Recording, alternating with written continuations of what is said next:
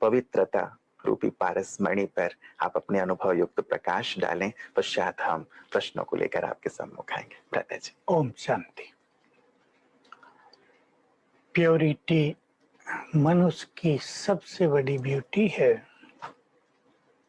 और यही सबसे बड़ी पर्सनालिटी भी है। और मैं अपने बहुत सारे अनुभवों से कहूँगा कि ये सबसे बड़ी प्रॉपर्टी भी है।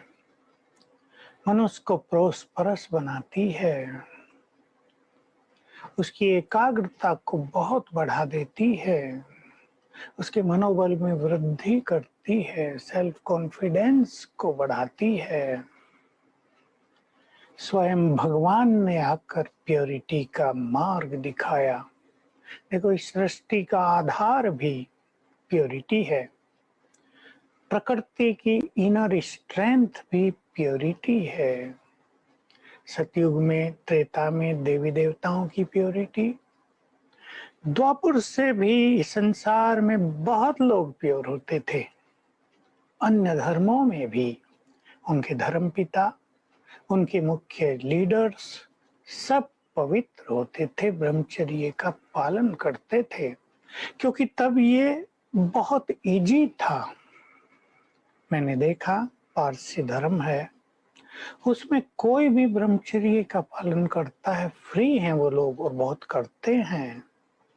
हिंदू धर्म में संन्यास प्रारंभ हुआ और हजारों लाखों सन्यासी पवित्रता का पालन करने लगे, क्योंकि बिना ब्रह्मचर्य के साधना संभव नहीं होती है। इसके पीछे भी कुछ रहस्य हैं, क्योंकि ये ब्रह्मचर्य की शक्ति हमारे ब्रेन को एम्पावर करती है, डिविनाइज करती है, कैपेबल बनाती है, ताकि हम एकाग्र हो सके। तो पूरा कल्प प्योरिटी आधार रहा इस सृष्टि का, और जब प्योरिटी खत्म हो गई तब भगवान ने आकर प्योरिटी एस्टेब्लिश कर दी।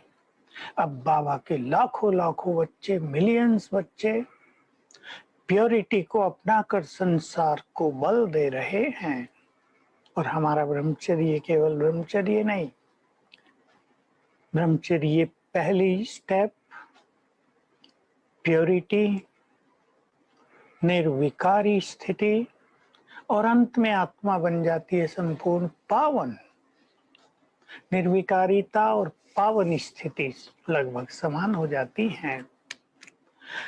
तो हम तेजी से आगे बढ़ रहे हैं, क्योंकि हमारी प्योरिटी के साथ योग बल भी काम कर रहा है। अकेली प्योरिटी काफी नहीं है, हम सब ने अपनी प्योरिटी को एक स्पिरिचुअल पावर बना दिया है। तो ये संसार को, प्रकृति को बल दे रही है, पुनः सतो प्रधान बना रही है। इसलिए वे ब्राह्मण जिनके जीवन में प्योरिटी एक एंजॉयमेंट है, आनंद का विषय, सुखों की जननी, शांति की माता, वो तो इस संसार में बहुत बहुत भाग्यवान हैं।